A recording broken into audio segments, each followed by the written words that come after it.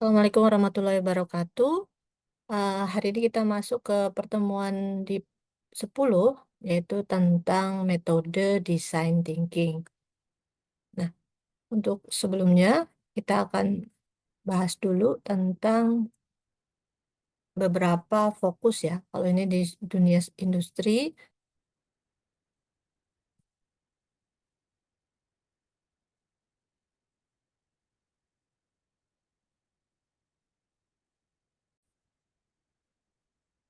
Assalamualaikum warahmatullahi wabarakatuh. Hari ini kita masuk ke pertemuan 10, materinya tentang metode design thinking. Nah, apa itu metode design thinking? Hari ini akan kita bahas di pertemuan 10 ini. Nah, pertama, mungkin kita semua tahu ya bahwa perusahaan-perusahaan sekarang ini itu punya persaingan yang sangat eh, tinggi ya, saling bersaing gitu. Biasanya perusahaan punya keunggulan kompetitif masing-masing. Tapi perusahaan dituntut untuk terus berinovasi. Untuk apa gitu? Karena keunggulan kompetitif itu biasanya nggak lama gitu atau masanya sangat pendek. Nah, beberapa perusahaan ada yang fokusnya kepada kompetitor. Jadi misalnya kompetitornya bikin apa, dia akan mengikuti ya bikin inovasi yang sama untuk menyaingi kompetitor. Jadi patokan dia hanya di kompetitor atau fokusnya. Kemudian ada juga perusahaan yang fokusnya hanya di teknologi gitu ya. Teknologi, ketika teknologi itu ada yang baru, dia langsung terapkan di perusahaannya, begitu dan seterusnya gitu ya. Tapi jangan lupa, perusahaan di saat sekarang ini menuntut atau dituntut untuk terus berkreasi, ya. Kreasi yang seperti apa? Kreasi yang sekiranya, disukai oleh, user-nya atau oleh konsumennya. Kalau dia hanya berfokus kepada kompetitor tadi atau hanya berdasarkan teknologi tadi, biasanya, hasilnya adalah kurang tepat sasaran. Maka muncullah kemarin yang sudah kita bahas sebelumnya, human centered design. Human centered design adalah metode yang digunakan untuk baik itu di dunia bisnis ataupun di dunia software development, metode yang digunakan untuk tadi lebih fokus kepada usernya. Apa yang dibutuhkan user, apa yang dimaui user, apa yang sekiranya disukai user. Jadi semuanya fokus ke penggunanya. Dengan fokus ke pengguna, diharapkan ketika kita menghasilkan sebuah produk, baik itu berupa software ataupun berupa produk yang lain, maka produk tersebut akan lebih mudah diterima oleh masyarakat, ya. Jadi di eh, era yang sekarang sudah mulai terjadi pergeseran dari yang awalnya perusahaan itu hanya fokus kepada kompetitor, kemudian fokus ke teknologi, sekarang mulai terjadi pergeseran lebih ke human center design atau lebih memikirkan, siapa sih penggunanya, kemudian apa saja sih yang dibutuhkan kira-kira ya, apa saja masalah mereka.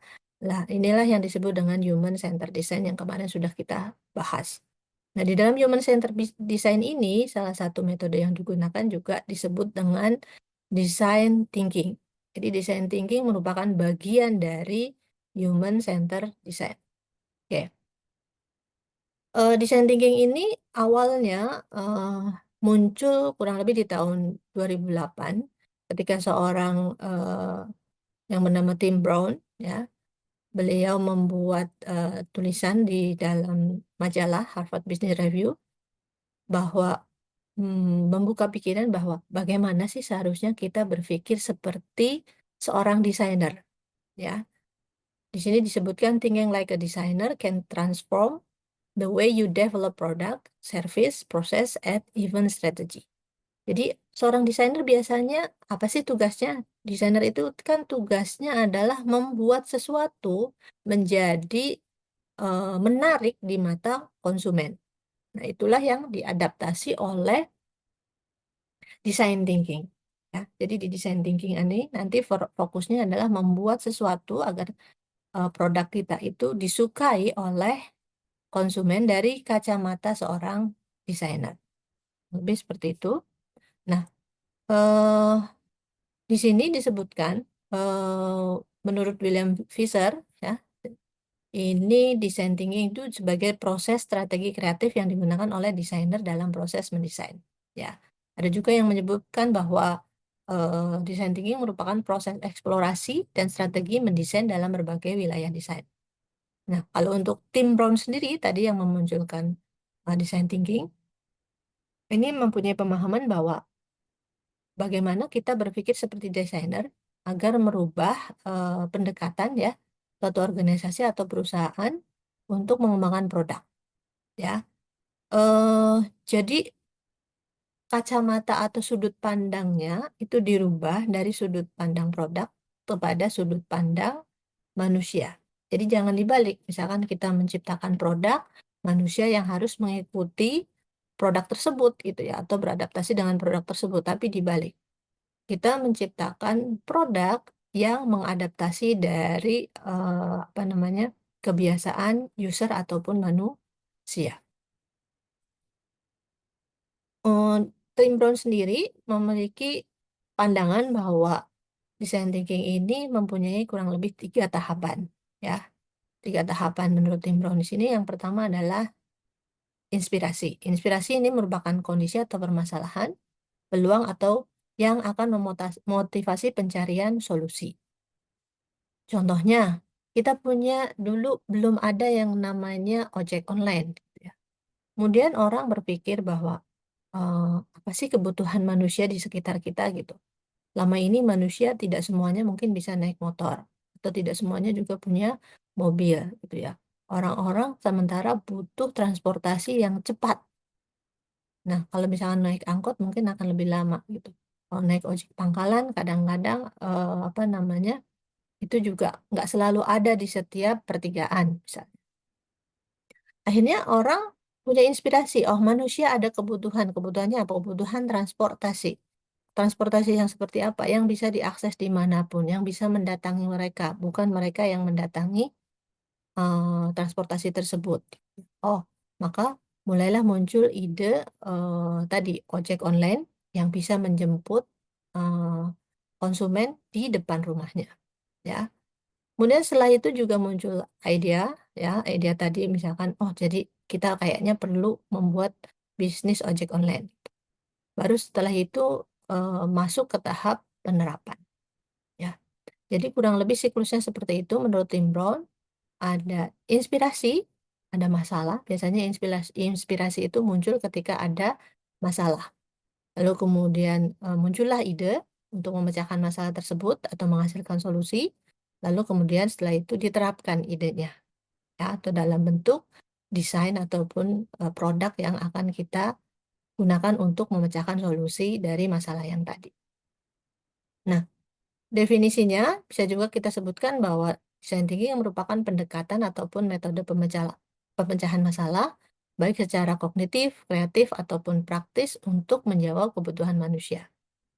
Kemudian, biasanya pusatnya adalah manusia, sifatnya kolaboratif, jadi tidak hanya didesain sendiri, tapi di situ ada beberapa pihak yang terlibat. Kemudian harus optimis daripada para kolaborator ya, karena saling bekerja sama dan butuh eksperimen dalam setiap inovasi yang diciptakan. Nah, itu kurang lebih definisi dari design thinking. Nah, elemen-elemennya di dalam design thinking itu yang pertama pasti human center atau people center, berbasis solusi. Jadi di dalam design thinking kita perlu tekankan bahwa tindakan yang dilakukan itu pusatnya adalah sesuatu yang sekiranya dibutuhkan oleh user. Caranya bagaimana? Berarti caranya adalah kita identifikasi dulu masalah dari user apa. Masalah tersebut seperti apa, lalu kemudian ada proses juga, ada elemen hands on. Hands on ini adalah mendesain itu perlu percobaan langsung oleh tim desain. Ya, jadi tidak hanya bikin teori tapi kita juga buat prototipenya. Highly reaktif ini bisa digunakan kreativitas yang sebebas-bebasnya. Jadi tidak dibatasi kreativitasnya. Kemudian iteratif, berarti di situ ada proses tahapan-tahapan yang berulang. Misalkan kayak seperti kemarin di Human Centered Design, prosesnya adalah iteratif. Jadi harus ada, proses evaluasi dari mulai tahap pertama sampai dengan tahap akhir, ya. Itu contoh, atau beberapa poin dari elemen design thinking, ada 4 ya.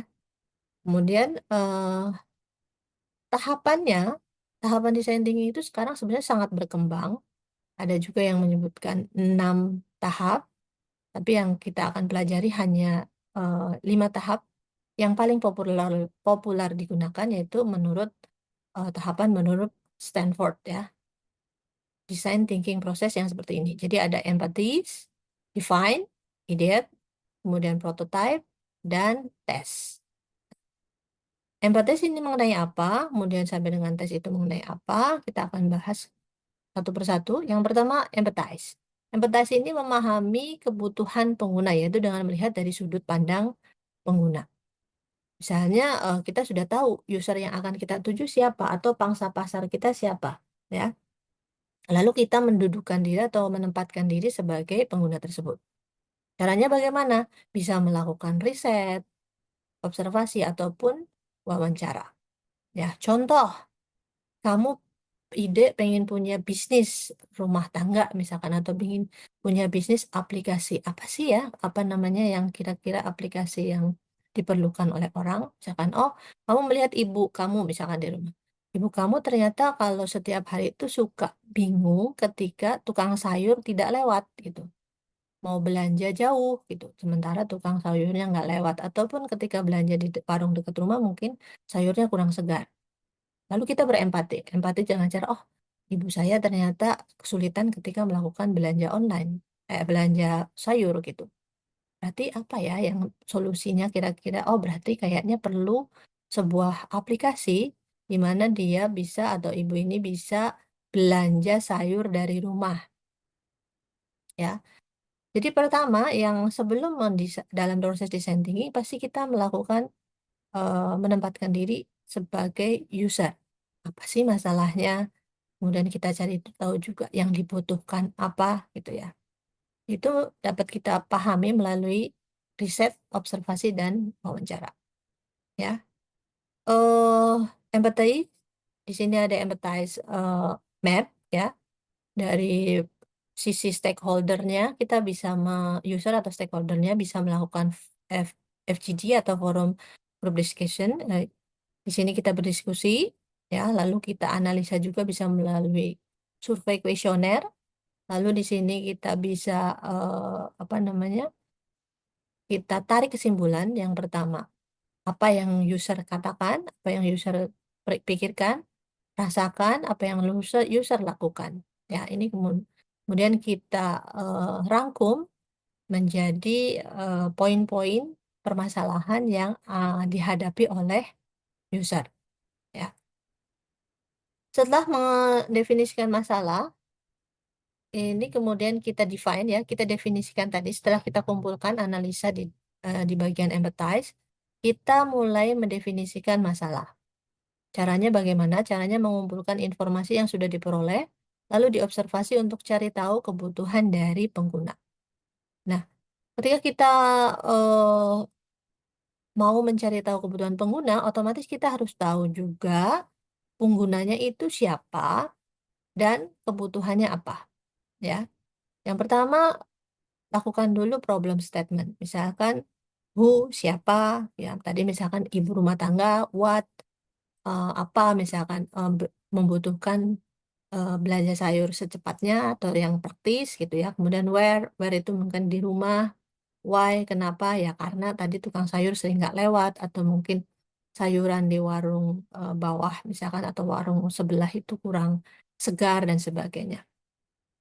Lalu kemudian, buat pertanyaan how might we atau bagaimana kita melihat misalnya, bagaimana ya, orang ini bisa berbelanja dengan menggunakan, handphone misalnya. Bagaimana ya jika misalkan orang ini, melakukan pembayaran secara tunai, bagaimana ya, apa namanya, user melakukan, pemilihan sayur yang dibutuhkan. Atau bagaimana sayur-sayur yang ini sampai ke rumah mereka dengan tepat waktu atau dengan, waktu sesingkat mungkin, ya. Ini adalah beberapa contoh pertanyaan, how might we. Kalau di sini disebutkan bagaimana kita melihat jadwal kuliah itu misalkan kita praktekkan di, sistem informasi akademik, ya. Di dalam, mendefinisikan masalah tadi, kita harus tahu juga persona. Persona itu berarti identitas dari user sendiri. Ya, ini contoh-contoh personanya. Kemudian, apa saja pertimbangannya, ya, kemudian apa saja kendala mereka. Misalkan kalau ibu rumah tangga biasanya nggak punya rekening, berarti pembayaran nanti ketika dibuatkan aplikasi, pembayarannya kemungkinan harus ada opsi COD atau bayar tunai gitu ya. Itu semuanya harus dipikirkan berdasarkan latar belakang persona dari user masing-masing. Nah, ini beberapa pertanyaan how might we. eh Pertanyaan ini digunakan untuk merancang kreativitas dari desainer, ya. Bagaimana agar desainer bisa menemukan solusi dari masalah yang dihadapi, ya. Bagaimana, ketika kita melakukan pembayaran gitu ya. Bagaimana misalkan waktu ketika pengantaran dari tempat, gudang sampai dengan rumah konsumen gitu dan seterusnya. Nah, pain point ini apa? Pain itu berarti kan, dia merupakan masalah dari calon pelanggan bisnis yang membuat mereka tidak nyaman dan membutuhkan solusi. Tadi pain point-nya contohnya, user-nya tidak punya rekening, kebanyakan mayoritas tidak punya rekening, maka berarti harus ada pembayaran secara COD, ya. Nah, ini tadi, kalian gambarkan di dalam bentuk pain point. Pain point ini berarti masalah-masalah yang kemungkinan akan dihadapi oleh user. Kemudian, proses yang berikutnya adalah ideate.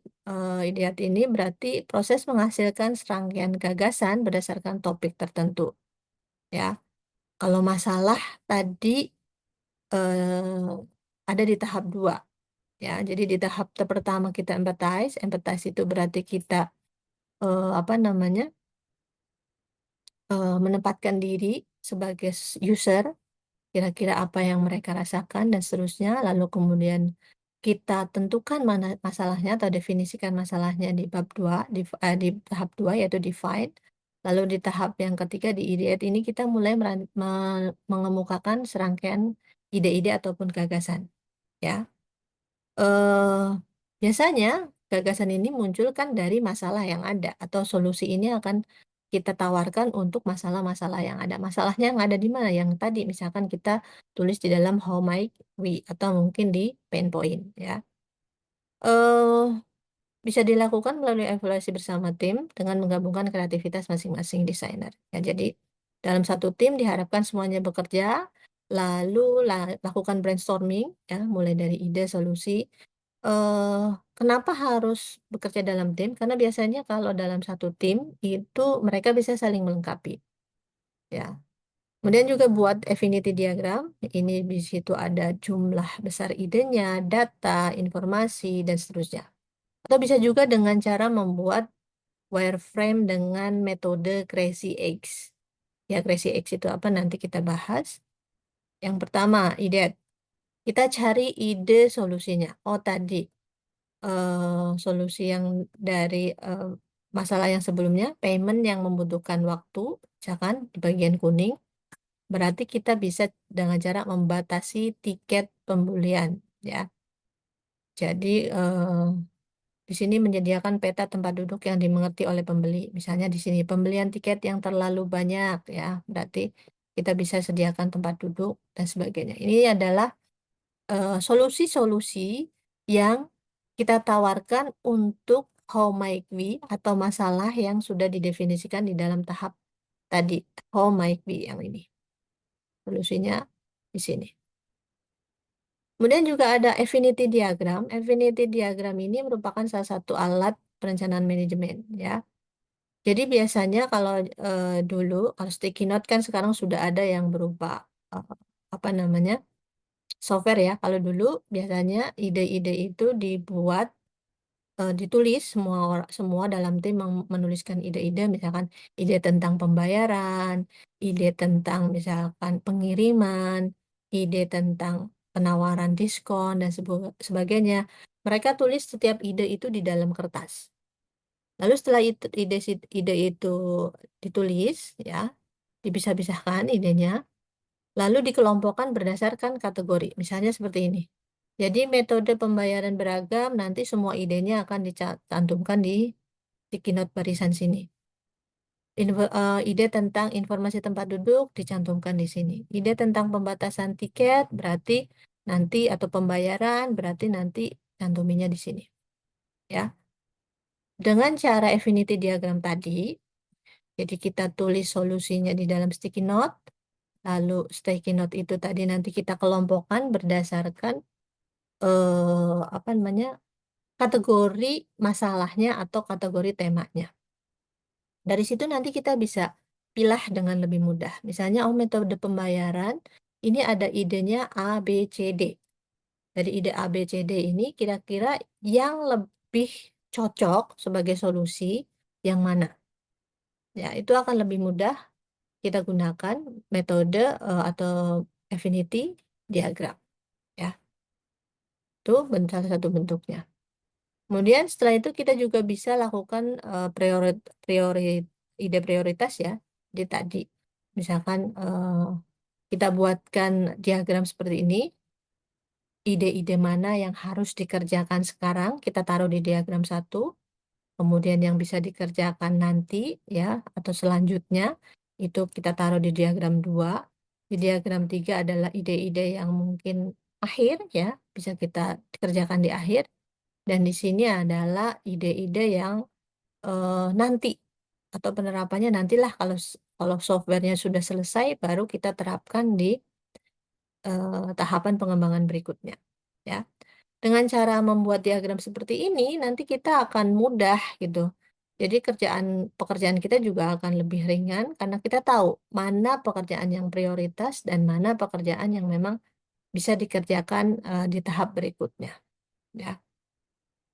Kemudian, cara ide berikutnya adalah membuat metode crazy egg. Crazy egg ini adalah bagaimana kita melakukan brainstorming dengan cara setiap anggota tim membuat sketsa dengan dibatasi waktu. Waktunya berapa? Hanya 8 menit, ya. Jadi misalkan kita bisa kumpulkan anggota tim, kita kasih, pengantar dulu bahwa sekarang kita membutuhkan ide. Ide apa? Ide untuk misalkan tampilan menu utama dari aplikasi yang akan dibuat. Oke, setelah itu sediakan, kertas aja ya, kemudian juga alat tulisnya, lalu, sebutkan juga apa saja menu-menu yang harus muncul misalnya. Setelah itu, dimulai, untuk setiap tim membuat usulan sketsanya masing-masing. Dan dihitung, hanya diberikan waktu selama 8 menit, karena 8 menit itu pertama biasanya, sangat, apa namanya, efisien ya. Begitu selesai 8 menit, selesai lalu kumpulkan.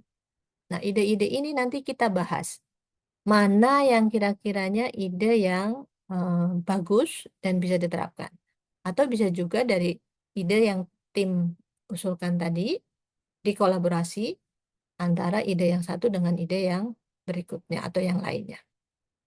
Nah, dengan menggunakan metode Crazy Egg ini, pasti, efisien waktunya lebih cepat ya, karena apa? Karena semuanya memberikan ide. Kemudian kreativitas individu juga jadi terpakai ya, kerja timnya juga lebih bagus karena saling, bekerja sama dan bisa ditemukan banyak ide dalam waktu yang singkat ya, hanya 8 menit. Nah, ini bisa kalian coba nanti ketika misalkan membangun sebuah aplikasi ya.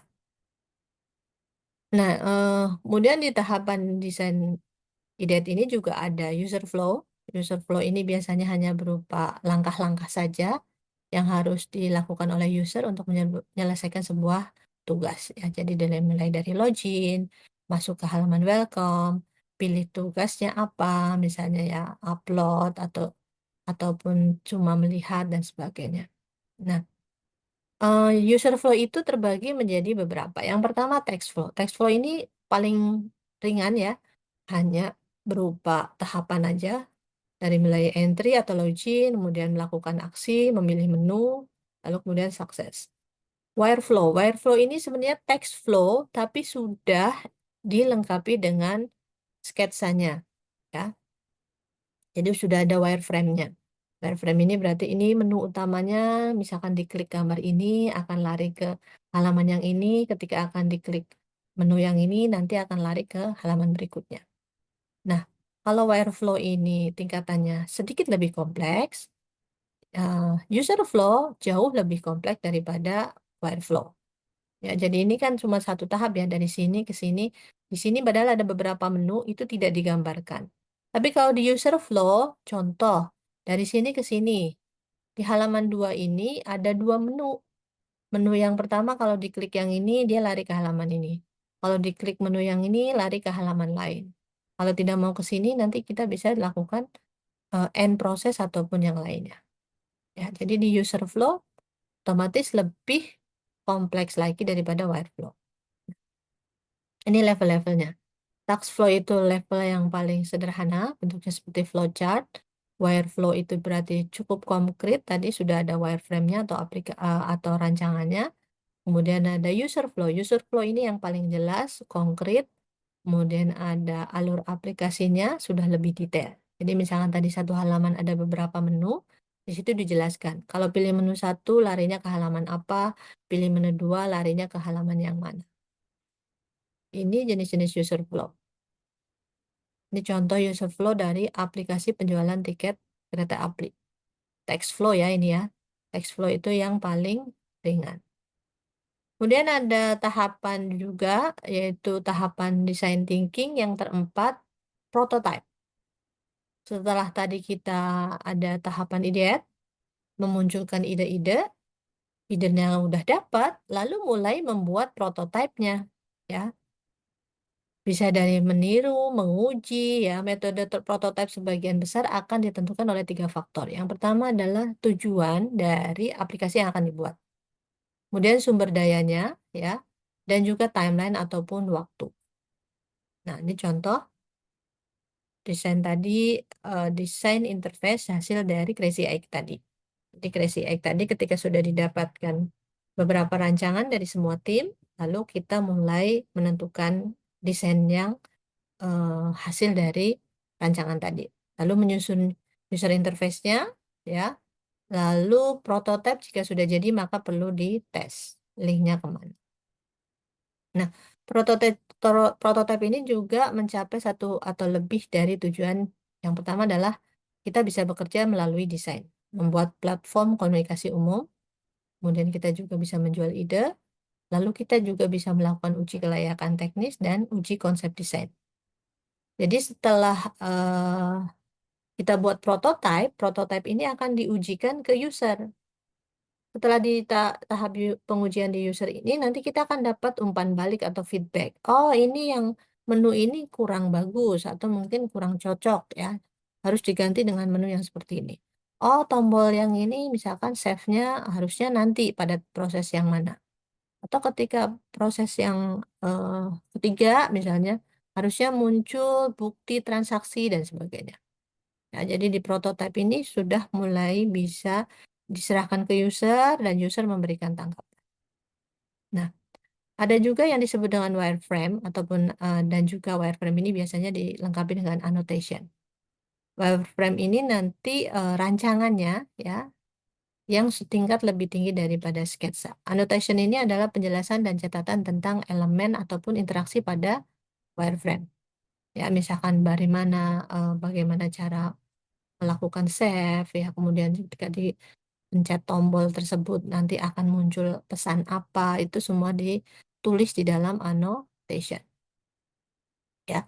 Wireframe ini merupakan prototipe yang low fidelity. Nah, jadi dia paling rendah ya.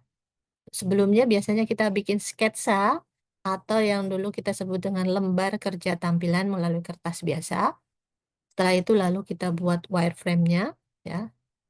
Biasanya dalam bentuk masih warnanya hitam dan putih. Untuk kemudian wireframe dan annotation ini biasanya katakan terbaik kalau hasil dari interaksi langsung dan kolaborasi di antara berbagai mitra kerja.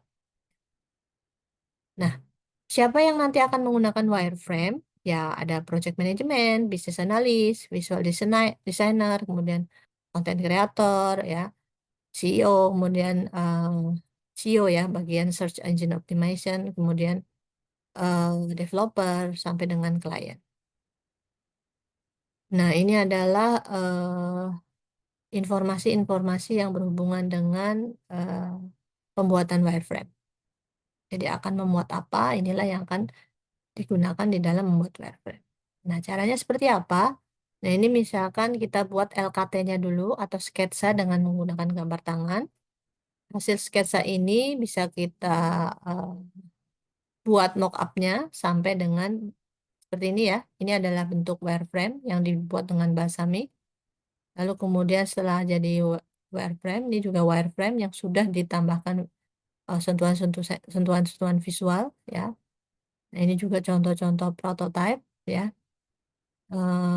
Paper prototype dari sini kita buat sketsanya dulu, lalu kemudian dibuat eh, rancangannya atau wireframe-nya, prototype-nya. Ini juga bentuk dari prototype dari yang tadinya sederhana hanya berupa sketsa, lalu kemudian dibuat prototype-nya. Nah, prototype dari mulai sketsa, kemudian atau lembar kerja tampilan, lalu tingkat berikutnya berupa wireframe, ini hanya berupa gambaran layout dari website ataupun aplikasi. Kemudian biasanya dari sini user bisa melihat, oh iya benar penempatannya seperti ini ya. Dan ini biasanya lebih menghemat biaya dan waktu karena kita sudah punya gambaran seperti apa yang akan kita rancang. Nah, di dalam mockup kita sudah bisa mulai menambahkan elemen-elemen ya. Kemudian sudah desainnya sudah dilengkapi bisa dengan warna ataupun yang lainnya. Nah, di sini bisa menemukan error. Misalnya ketika save harusnya larinya ke tombol mana atau ke menu mana itu bisa kita lihat di mockup. Nah, dari mockup ini baru kita tingkatkan lagi dalam bentuk prototype. Dalam prototype ini sudah berupa komunikasi efektif ya. Jadi nanti sudah bisa diklik menunya, lalu pindah ke halaman yang mana. Dari sini nanti user bisa mengetahui kira-kira kekurangannya apa saja yang ada di dalam prototype sebelum dirancang menjadi aplikasi yang sesungguhnya. Nah, ini adalah tahapan atau beberapa tingkat dari apa namanya? Prototype. Yang pertama adalah prototype low fidelity, contohnya tadi wireframe ya. Ini masih bisa hanya berupa sketsa ataupun masih berwarna hitam putih ya. Kemudian masuk lagi ke medium fidelity, sudah berupa mockup, sudah ada warna-warnanya, tombol-tombolnya, dan template-template untuk gambar ya seperti ini. Lalu kemudian yang high fidelity ini berarti sudah berupa prototype. Sudah ada tombol ya, dilengkapi dengan gambar contohnya seperti apa. Nah, ini semakin tinggi level prototipenya tentu semakin kompleks. Nah, tahapan yang terakhir dari design thinking adalah testing ya. Jadi tadi setelah jadi prototipenya lalu kita ujikan ke user ya. Diujikan ini gunanya untuk apa? Untuk mengetahui masalah pada desain yang sudah dibuat. Lalu menentukan potensi apa yang bisa diperbaiki ataupun ditingkatkan. Lalu juga bisa mempelajari tingkah laku dan keinginan dari penggunanya. Ya, jadi dievaluasi dengan cara melakukan interview ataupun online survei. Nah, usability testing ini bisa disebut juga sebagai metode untuk menguji, mengamati, mengevaluasi pengalaman pengguna saat berinteraksi dengan sistem yang ada di aplikasi atau produk digital lainnya. Jadi nanti ketika tes itu, testing ini gunanya adalah cari masalah ya. Cari masalah lalu kita kumpulkan dan kita cari lagi solusinya. Ya. Jadi di sini mempersiapkan prototipe ketika mau menguji langkah-langkahnya mempersiapkan prototipe, mempersiapkan skenario berdasarkan user flow. Jadi misalkan dari tahap 1, 2 terus menu-menu berikutnya. Siapkan tim, partisipannya itu berupa dari user, tempatnya, lalu membuat success metric. Ya. Ini ditentukan juga apa saja yang akan dites. Skenarionya itu berarti berupa misalkan di sini apa namanya, aplikasi marketplace ya contohkan. Timnya, tim yang terlibat dalam user testing ini sebaiknya tidak lebih banyak dari usernya. Jadi kalau usernya 5, sebaiknya tim yang mengawasi misalkan hanya 2. Jadi lebih sedikit daripada user yang melakukan tes. Kemudian cari user-user yang mau dites itu kalau bisa yang mewakili dari pemakai aplikasi yang akan dibangun. Nah, ini adalah success metric. Success metric itu nanti misalkan di sini usernya berapa, 5 orang yang kita tes, kemudian di sini adalah langkah 1, langkah 2, langkah 3, langkah 4, nanti kita beri warna. Kalau dia di langkah 1 lancar, maka kita kasih warna hijau. Kalau dia membutuhkan waktu yang cukup lama untuk mengerti, pakai warna kuning. Kalau dia stuck, nggak ngerti tahapannya seperti apa, maka kita pilih yang merah.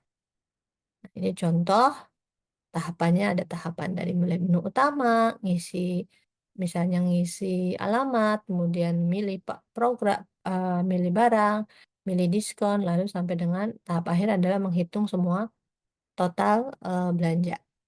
Nah, ini contoh, tadi ya, untuk menghitung, eee, sukses metriknya. Kurang lebih seperti ini usability testing atau tahapan terakhir dari design thinking. Ya, jadi tahapan design thinking sekali lagi terdiri dari 5 tahap. Yang pertama adalah empathize, kita menempatkan diri sebagai user, memahami perasaan user, apa saja kendala mereka, apa saja kebutuhan mereka. Setelah kita pahami, proses berikutnya adalah kita melakukan define. Define itu apa? Define ini adalah menentukan masalah. Oh, jadi masalah user ini apa saja, ya. Baru setelah apa namanya, tahapan define, kita berikutnya adalah tahapan eh, desain, ya. Di sini kita melakukan desain itu di tahapan ide, ya. Kita bisa melakukan beberapa tahapan yang tadi Ibu sebutkan di sini, ya. Bisa dengan cara brainstorming, buat affinity diagram yang berupa sticky note yang dibedakan berdasarkan tema, lalu bisa juga sticky note tadi bedakan kuadran-kuadrannya, lalu yang berikutnya tahapannya dalam memunculkan ide ataupun solusi, bisa juga dengan cara membuat sketsa dengan metode Resi X. Setelah memunculkan desain di ide atau idenya kita munculkan untuk solusinya, berikutnya adalah mulai melakukan, pembuatan prototipe. Setelah prototipenya jadi berupa, 3 tahap biasanya, wireframe ya, kemudian yang terakhir sudah berupa, prototipe, berikutnya kita lakukan, usability testing atau testing dari prototipe yang sudah ada. Nah, kurang lebih itulah design thinking, 5 tahap yang ada di design thinking. Inilah tahapan yang nanti harus kamu paparkan di dalam tugas ini, ya. Jadi tugas Ibu selalu ingatkan lagi tugas project akhirnya adalah membuat, eee, UI atau UX ya, rancangannya dengan pendekatan design thinking tadi, yang melalui 5 tahapan. Jadi nanti kalian jelaskan, tahapan pertama di dalam empathize itu apa saja yang kalian lakukan, yang kalian temukan, misalkan bahwa, oh user ini membutuhkan aplikasi yang seperti apa, user ini punya masalahnya apa. Dari situ, lalu kalian tentukan juga tahap yang kedua. Tahap yang kedua tadi berupa define. Define itu menentukan masalah lebih rinci. Ya masalahnya tadi nggak bisa misalkan nggak bisa, eee, belanja jauh-jauh gitu ya, misalkan dia harus belanjanya dari rumah aja, terus kemudian apalagi ya kendala-kendala yang dia dapatkan, masalah-masalah ini kalian paparkan di tahap yang kedua yaitu define. Lalu di tahap yang ketiga, ideate atau mulai memunculkan ide ya, memunculkan ide nih, memunculkan ide dari berupa apa tadi, berupa wireframe ataupun sketsa. Dengan 3 metode tadi, brainstorming, atau bisa berupa affinity diagram, atau bisa juga berupa, crazy eggs. Nah, setelah di tahap ketiga ide kita munculkan, ya, memunculkan ide-ide, di tahap berikutnya kalian baru mulai merancang prototipe. Setelah prototipenya dirancang, lalu usability testing, dites. Kira-kira apa saja yang kurang dari prototipe yang sudah dibuat. Nah, itu maksud dari merancang UI dan UX menggunakan pendekatan design thinking. Jangan lupa, tahapan tadi harus disertakan dalam laporan akhir ketika membuat, paper dari tugas project akhir pengganti UAS. Untuk materi hari ini tentang design thinking Ibu cukupkan. Terima kasih sudah menyimak. Assalamualaikum warahmatullahi wabarakatuh.